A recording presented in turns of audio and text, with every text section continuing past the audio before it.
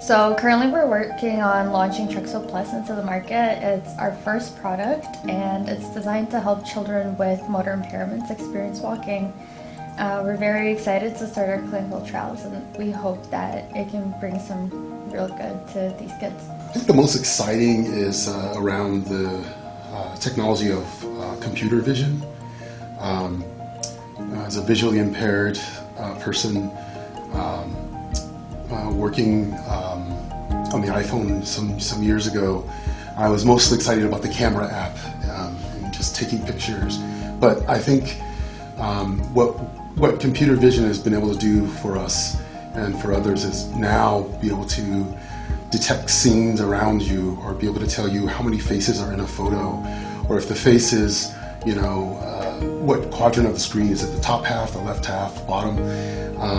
Just being excited about what you can do with that, because I think for me personally, that provides a lot of information about what's going on around my world.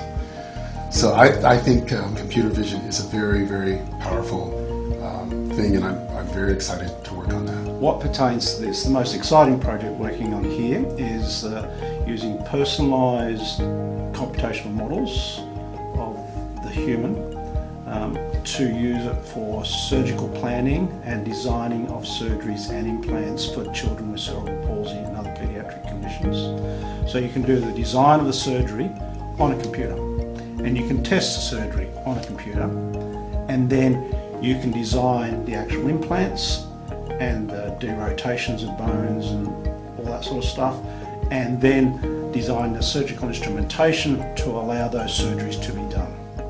So you basically design the surgeries beforehand, then you give all the instrumentation and all the processes to the surgeon, and then they put that into practice. And a lot of the surgical instrumentation and even the implants can be 3D printed to suit the patient. Our core technology is a sensor technology. We have developed a sensor that is able to measure brain activity non-invasively in a practical fashion. The most exciting application would be one where we're taking these sensors to neonates.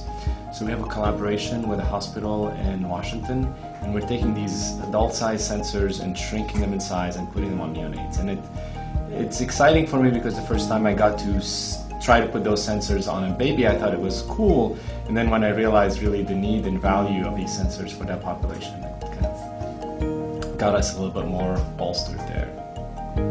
There's another exciting one, if I had to choose two, which is we're looking at, we have a project that's funded by the military, and they're looking at augmenting the capabilities of a human, and they're doing stimulation of the brain. And what we're doing is closing the loop by recording brain activity and using that to drive the stimulation. So often, whether for able-bodied or disabled-bodied people, we try to do stimulation, but we don't have any feedback about what's happening in the brain. And it's really important to know, is the intervention we're doing, whether it be stimulation or pharmacological, having the effect that we aspire for it to have. So having our sensors on there to close the loop gives us an ability to monitor what we're doing, the intervention, its effectiveness, its ability, and kind of fine-tune it and optimize it for the individual.